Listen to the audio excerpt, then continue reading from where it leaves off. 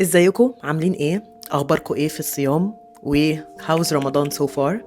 تعالوا نخلص شغل مع بعض ونقوم نحضر حاجة ناكلها واحنا بنتكلم عن توبيك كده، يعني ممكن يتريجر شوية الناس، ولكن يعني انا حابة ان انا اتكلم فيه، وهو الاولد ووندز او الجروح القديمة. ما تيجوا نشرب حاجة؟ طب ليه يعني قررتي تتكلمي في الموضوع ده؟ وش معنى الجروح القديمة؟ بالعكس، ده احنا في سنة جديدة وبداية جديدة حلوة وعايزين جروح جديدة بقى. لا، هو الفكرة بس ان الجروح القديمة يعني مش كل الجروح بتبقى واضحة، مش كل الوجع بيتشاف. في جروح بتبقى ساكنة جوانا من سنين وبنتعامل معاها وبنضحك وبنكمل، بس هي عمرها ما اختفت. خلينا اليوم ندي لنفسنا مساحة نسمع بس شوية لجرح قديم حصل لنا بدل ما نهرب منه. جربتوا تعملوا كده ولا ما جربتوش؟ ده أولا. ثانيا، مفيش هروب من الموضوع دوت، علشان يعني لو في حد يعني بيخاف ان هو يتجرح فمش عايز يدخل في علاقة، فان هو خايف ان هو يتجرح، فده مش يعني مش ده الأمان، يعني ان احنا ما نعملش الحاجة خوفا من الكونسيكونسز بتاعة الريسك. ولكن عايزة اتكلم عن التريجرز والمحفزات اللي بتجيلنا بسبب الأثر اللي حصل. الجروح القديمة، عايزة اقول قبل ما ابدأ ان هي مش ضعف، يعني من الآخر الجروح القديمة مش لحظة حصلت وانتهت. الجروح القديمة بتبقى أثر، سواء كانت أثر كلمة وجعت جدا، أثر خذلان، أثر علاقة انتهت فجأة، أثر حد كان لازم يحبك بس معرفتش أو ما هو معرفش. الوجع ده مش دايما بيبان، بس بيطلع في شكل صمت زيادة، خوف من الحب، خوف من الخسارة، اختيار الناس الغلط، أو إحساس إن أنا مش كفاية. مفيش حد طالع هنا من الحياة غير بجرح أو بأثر. طب ليه الجروح القديمة صعب يعني تهيل اتسلف، يعني أو بيبقى محتاج فيها مجهود؟ أولا يا جماعة، الجسم عنده ذاكرة. حتى لو العقل نسي at a certain point، الجسم بيفتكر وبيخزن الجروح دي. في كل موقف مؤذي ببلعه بدل ما اطلعه بيتحول لطاقة محبوسة جوايا، بيتحول لقلق، بيتحول لغضب، انسحاب أو توتر. ومع الوقت بقعد أقول مش عارفة أنا مالي، بس أنا الحقيقة موجوعة. طب إيه بقى، نختار الهروب ولا المواجهة؟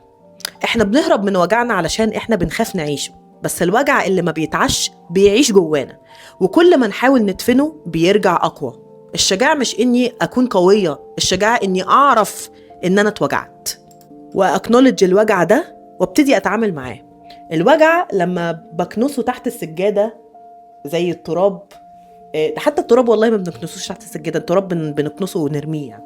ولا إن أنا أحبسه في أوضة، ولا إن أنا أتهرب منه. هيرجع لي، هيطلع لي وهيرجع لي، ومفيش مفر منه. هيفضل متخزن جوايا وهيفضل موجود. طيب، فلنفترض إن أنا عرفت الوجع ده، إزاي بقى أبدأ رحلة الشفاء بتاعتي؟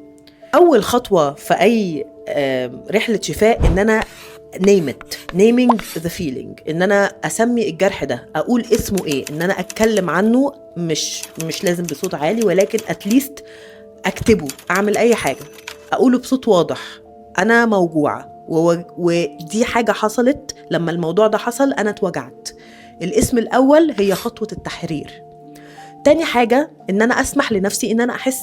مش معنى إن أنا قلت إن أنا موجوعة فخلاص المفروض إن أنا أكبت مشاعري وهعيش يومي كده. لا، أنا من حقي إن أنا أحس عشان أنا موجوعة. والإحساس بالوجع مش ضعف ولا إنه حاجة يعني بتشغلني عن حياتي. مفيش مشكلة إن أنا أخد وقت إن أنا أحس بالوجع ده، أو أحس بالعلاقة اللي انتهت دي، أحس بالكلمة اللي اتقالت لي جرحتني، and then I will move on. ولكن the least I can do to myself إن أنا أسمح لنفسي إن أنا أحس. اللي حواليا أصلا أو الناس اللي جرحوني خدوا مني حق المشاعر في العموم، فمش هينفع ان انا كمان اخد من نفسي الحق ده. انا بعمة بسمح لنفسي ان انا اعيط، اكتب، اتنفس. المشاعر اللي ما بتتقالش بتتراكم، اسمعوا مني. تالت حاجة هو ان انا بحب قوي اختار حد، يعني حتى لو مش الثيرابيست بتاعتي، عشان هي دايما بتأندب ان هي تبقى الثيرابيست بتاعتي، ولكن I will definitely try to choose someone انا بحبه وبثق فيه، وهيديني مساحتي ان انا يكون عندي مشاعر، ويختار ان هو يسمعني، واروح احكي له كل حاجة. مش كل الناس امان، بس في شخص واحد امان، هو ده اللي بيكفي عندي. مش كل الناس هتفهمني، ودي حاجة أنا واعية بيها كويس قوي، ومش كل الناس هتبقى حابة تسمعني أصلا، ومش كل الناس مرت باللي أنا مريت بيه. خلي بالكوا يعني اللي بيحبونا واللي بيمروا باللي مرينا بيه بيكونوا شوية أكتر ناس فاهميننا مع الثيرابيست يعني، وربنا طبعا. فهي مش مبدأ بس عشان الناس بتبقى فاكرة ان هو ايه، انا مش عايزة اشتكي، انا مش عايزة اتعب حد ولا ادي حد من طاقتي ولا اخد من طاقة حد whatsoever. لكن لا، بس انا عايزاكوا تشاركوا همومكم وتشتكوا ان انتوا موجوعين وكده، وان مش ضعف ان حد يجي يطبطب عليكم، بالعكس كلنا كائنات اجتماعية ومحتاجين الطبطبة. رابع حاجة ودي controversial شوية، وبصراحة مفيش أي pressure في الموضوع، ولكن أنا هحكي ممكن القصة behind الجزء ده من حياتي، وهي التسامح. إن أنا أسامح.